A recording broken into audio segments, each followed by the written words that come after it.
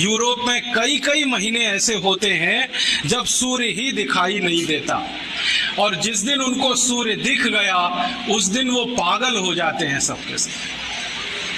हाँ, और वही दिन उनका संडे हो जाता है, सूर्य का दिन, और उस दिन वो एक दूसरे को गुड मॉर्निंग कहने लगते हैं, क्योंकि आज की सुबह बहुत अच्छी है, क्योंकि सूर्य दिख गया। भारत में every morning is good morning, हजारों साल से है, अगले हजारों साल रहने वाला है। तो यहाँ सूर्य का प्रकाश भरपूर है, यूरोप में बहुत ही कम है। अगर आप ग्रीनलैंड की तरफ चले जाएं तो वहाँ तो ऐसी बुरी हाल है, 8 महीने 9 महीने सूर्य लगातार दिखने को मिलेगा ही नहीं, इतना बुरा हाल है उस इलाके का। अब आप जरा थोड़ा गंभीरता से सरल बातें समझने की कोशिश करो।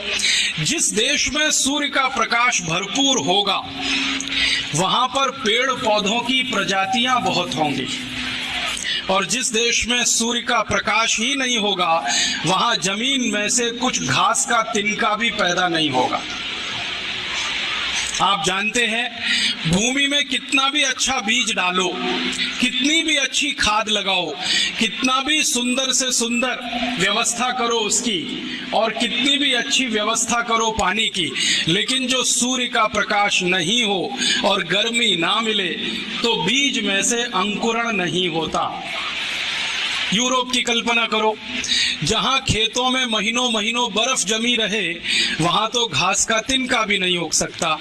तो इसलिए यूरोप के देशों में पेड़ पौधे ज्यादा नहीं होते, अर्थात पेड़ पौधों में विविधता नहीं होती, अर्थात वहां के जंगलों में बहुत किस्म के पेड़ पौधे नहीं मिलते। ले दे के 2-4 तरह के वृक्ष यूरोप के सभी देशों में दिखाई देते हैं।